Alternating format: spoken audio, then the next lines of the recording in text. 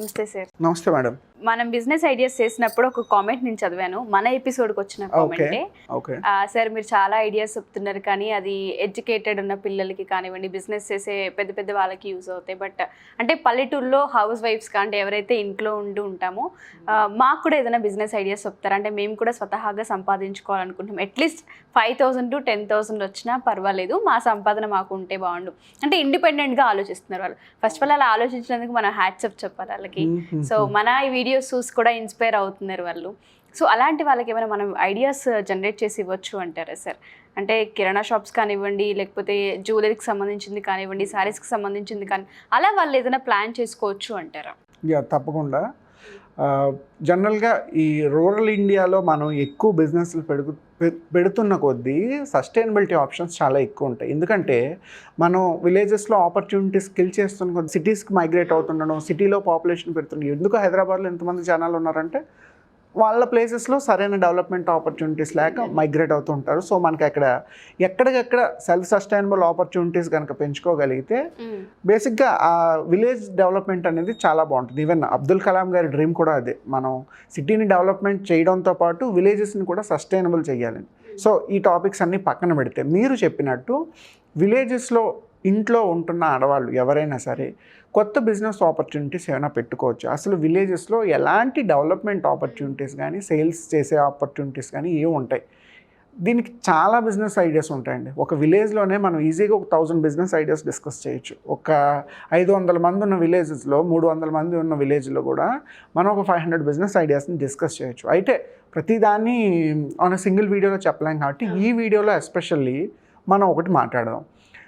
మేము last time ఒక rural India training programme చేసినప్పుడు ఇలాగే ఒక 500-600 మెంబర్స్ వచ్చారు. వాళ్ళందరికీ కూడా వాళ్ళకున్న ఇన్పుట్స్ మీద, ఇన్సైట్స్ మీద కొన్ని ఐడియాస్ డిస్కస్ చేసి బ్రెయిన్ స్టార్మింగ్ చేయడం జరిగింది. అయితే మీరు చెప్పినట్టు విలేజెస్లో ఉన్న ఆడవాళ్ళు ఎటువంటి వర్క్స్ చేయొచ్చు? బేసిక్గా ఇప్పుడు మార్కెట్లో బాగా ట్రెండింగ్ ఉన్నది ఏంటి అంటే, చూడండి, క్యారీ బ్యాగ్స్ తగ్గించమని చెప్తున్నారు. ఎందుకంటే ప్లాస్టిక్ యూసేజ్ పెరిగిపోతుంది. మనం జస్ట్ యూజ్ అండ్ త్రో, అవసరం ఉన్నా లేకపోయినా, ఈవెన్ వాటర్ బాటిల్ అయినా సరే జస్ట్ తాగేసి బయటపడేస్తున్నాం అనే సింపుల్ నోట్. అది ట్యాక్స్ ఎవడు కడుతున్నాడు? మనమే కడుతున్నాం. అది మనం ఆలోచించాం. డస్ట్బిన్లో వేయాలన్నా ఇదంతా సెకండరీ మాట్లాడుకుంటే, ముందు దాన్ని తగ్గించే విధంగా మనం ఎటువంటి బిజినెస్లను పెంచుకోవచ్చు. ఈ ప్లాస్టిక్ యూసేజ్కి ఆల్టర్నేటివ్ ఒకప్పుడు చూసారా, మనకి బట్టల షాపులు అన్నింటిలో కూడా కర్రల బ్యాగ్లు ఇచ్చేవారు, జూట్తో తయారైన జూట్ బ్యాగ్స్ ఇచ్చేవారు. ఇప్పుడు జూట్ బ్యాగ్స్ కూడా మళ్ళీ పాపులర్ అవుతున్నాయి because of pollution of the plastic usage. So ఈ జూట్ బ్యాగ్స్ మ్యానుఫ్యాక్చరింగ్ లాంటివి ఏవైనా ఒక విలేజ్లో మనం ఒక చిన్న ట్రైనింగ్ సెంటర్ లాగా పెట్టి ఒక 10 మందికో 20 మందో మహిళలకి ట్రైనింగ్ ఇచ్చి ఒక డీలర్నో డిస్ట్రిబ్యూటర్నో పెట్టుకుంటాం. వీళ్ళు ఏం చేస్తారు, సిటీలో ఉన్న బ్రాండ్స్ అన్నిటితో మాట్లాడుకుంటారు. మీకు ఎన్ని జూట్ బ్యాగ్స్ కావాలి, ఏ సైజులో కావాలి, ఏ ఆల్టరేషన్లో కావాలి, దాని మీద ఏ డిజైన్ కావాలి, వీళ్ళతో ఒక పక్కన ఆర్డర్ ప్లేస్ చేసుకుంటూ ఇంకో పక్కన విలేజెస్ ఒక 5 మందికో 10 మందికో మనం ట్రైనింగ్ ఇస్తే అది హార్డ్లీ ఒక 20 days 30 days, అంతకన్నా అవసరం లేదు.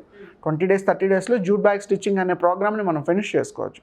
సో ఒక పక్క నుంచి వర్క్ ఆర్డర్ పట్టుకుంటూ ఆ వర్క్ ఆర్డర్ని తీసుకొచ్చి మనం వీళ్ళ చేత జూట్ బ్యాగ్స్ అవి స్టిచ్ చేసి మళ్ళీ మార్కెట్లో సేల్ చేసుకోగలిగిన, లేదు ఒక విలేజ్లో ఒక 5-10 మంది మహిళలు జూట్ బ్యాగ్ లాంటి ప్రాసెసింగ్ ఇండస్ట్రీని లేదా స్టిచ్చింగ్ ఇండస్ట్రీని పెట్టుకొని డిఫరెంట్ బ్రాండ్స్ కస్టమైజేషన్స్ చేస్తూ నియర్ బై సిటీస్ అన్నిట్లో బట్టల షాప్లు అవనివ్వండి, కిరాణా షాప్లు అవనివ్వండి, ఇవాళ కార్పొరేట్ కంపెనీస్ కూడా జూట్ బ్యాగ్స్ యూస్ చేస్తున్నాయి వాళ్ళ బ్రాండింగ్ తోటి. ఒక వెడ్డింగ్ ఈవెంట్కి కూడా రీసెంట్గా నేను చూస్తున్నాను, జూట్ బ్యాగ్తో పెళ్లి కొడుకు పెళ్లి కూతురువి ఫొటోస్ వేసి ఆ గిఫ్ట్ కింద అందులో పెట్టిస్తున్నారు. సో అంటే వీటికి డిమాండ్ పెరిగింది. సో అటువంటి ఆపర్చునిటీని మనం ఒక బిజినెస్ ఐడియా కింద కన్వర్ట్ చేసుకుని ఈ జూట్ బ్యాగ్స్ అనే ఇండస్ట్రీని ప్రతి విలేజ్లో కూడా ఒక 5 మహిళలు అయినా సరే, 10 మంది అయినా సరే, లేదా 50 మంది అయినా సరే, వాళ్ళ శక్తి కొలది, వాళ్ళకున్న ఆపర్చునిటీస్ కొలది ఆ ఇండస్ట్రీని కనుక మనం ఏమైనా స్టార్ట్ చేయగలిగితే అది మార్కెట్లో హ్యూజ్ డిమాండ్ ఉంది ఈరోజు. అండ్ మనం ప్రమోట్ చేసుకోవడానికి కూడా బాగుంటుంది. ఎందుకంటే it is the rural sustainability programme, village empowerment programme అని చెప్పి ఉమెన్ ఎంపవర్మెంట్ ఐడియా కింద మనం వీళ్ళని కనుక డిఫరెంట్ బాడీస్తోని, కార్పొరేట్స్తోని టైఅప్ అయ్యి, లేదా గవర్నమెంట్ సపోర్ట్ తీసుకున్నాం, పొలిటీషియన్ సపోర్ట్ తీసుకున్నాం, వీళ్ళని ప్రమోట్ చేయగలిగాం అనుకోండి, వీళ్ళకి ఒక పక్క బిజినెస్ ఆపర్చునిటీ పెరుగుతుంది, డే టు డే ఎర్నింగ్స్ పెరుగుతాయి, ఇంకో పక్కన బిజినెస్ కూడా సస్టైనబుల్. ఇప్పుడు మనం కొత్తగా ఏదో తయారు చేయవలసిన పర్లేదు.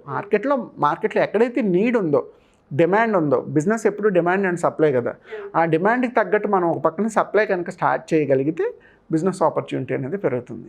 అంటే బిజినెస్ ఐడియాస్ ఇట్లా మీరు చెప్తున్నప్పుడు అనిపిస్తూ ఉంటుంది సార్, అబ్బా చదువుకున్న వాళ్ళే చేస్తారేమో, డబ్బున్న వాళ్ళే చేస్తారేమో అన్న థాట్ నుంచి లేదు మనం కొంచెం ఆలోచిస్తే ఎలా అయినా మనం చెయ్యొచ్చు అని ఎలా ఉంటుంటాయి ఐడియాస్. ఎస్ దీనికి బెస్ట్ ఎగ్జాంపుల్ మీరు చెప్పినట్టు ఫస్ట్ బిజినెస్కి ఎటువంటి రూల్స్ రెస్ట్రిక్షన్స్ ఫిల్టర్స్ లేవు. చదువుకున్న వాళ్ళే చేయొచ్చు, చదువు లేని వాళ్ళు చేయలేరు, సిటీలో ఉన్న వాళ్ళే చేయొచ్చు, సిటీలో లేని వాళ్ళు పల్లెటూరు నుంచి వచ్చిన వాళ్ళు చేయలేరు అన్న లాజిక్ అసలు బిజినెస్కి ఎప్పుడు పనికిరాదో. ఏజ్ కానీ జెండర్ కానీ ఈ బయాస్ అసలు బిజినెస్కి లేదు. మనకి ప్రపంచంలో అందరికీ తెలుసు పుల్లారెడ్డి స్వీట్స్. ఈవెన్ అమెరికాలో కూడా పుల్లారెడ్డి స్టోర్స్ ఉన్నాయి. బట్ పుల్లారెడ్డి గారు ఏం చదువుకున్నారు? ఒక విలేజ్ నుంచి సైకిల్ మీద వచ్చి ఇక్కడ బిజినెస్ స్టార్ట్ చేసి ఇంత పెద్ద బ్రాండ్ కింద క్రియేట్ చేశారు. So first of all business చేసేవాళ్ళు నాకు ఇది వచ్చు, నాకు ఇది రాదు, నేను చేయగలను చేయలేదు, ఆ రిస్ట్రిక్షన్స్ అన్ని పక్కన పెట్టేయాలి. నేను చేయగలను, ఇప్పుడు దారులు ఏంటి, నాకు ఆప్షన్స్ ఏంటి అనేది వెతకడం మొదలు పెడితే ఏ బిజినెస్ అయినా డెవలప్ అవుతుంది. చాలా మంది లేడీస్కి ఒక కొత్త హోప్ సార్ ఇలాంటి మాటలన్నీ కూడా. థ్యాంక్ యూ సో మచ్ మా అందరి సైడ్ నుంచి మీకు. అండ్ దాంతోపాటు చాలామంది వర్క్షాప్స్ అడుగుతూ ఉంటారు, క్లాసెస్ అడుగుతూ ఉంటారు, 1-to-1 సెషన్స్ అడుగుతూ ఉంటారు. అంటే వాళ్ళు ఉన్న బిజినెస్ని ఎలా డెవలప్ చేసుకోవాలని కొంతమంది అప్రోచ్ అవుతారు, కొంతమంది కొత్తగా స్టార్టప్స్ గురించి మాట్లాడుతుంటారు. వాళ్ళందరికీ సంబంధించి అసలు ఏ విధమైన క్లాసెస్ కానివ్వండి లేకపోతే 1-to-1 సెషన్స్ కానీ ప్లాన్ చేస్తున్నారు? ఎవరైనా బిజినెస్ స్టార్టప్స్ మొదలు పెడదాం అనుకుంటే మనకి 2 ways ఉన్నాయి.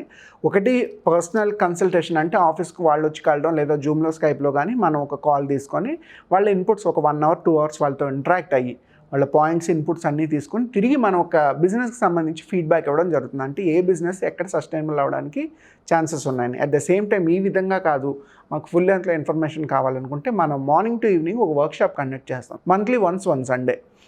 సో ఆ వర్క్షాప్లో different business ideas, assignments, tasks cover చేస్తూ ఒక 30 daysలో బిజినెస్ని ఎలా మొదలు పెట్టుకోవాలి, 31st day కల్లా మన చేతిలో కస్టమర్ ఇచ్చే డబ్బులు ఎలా ఉండాలి అనే ఎజెండాని కూడా ప్రమోట్ చేయడం జరుగుతుంది.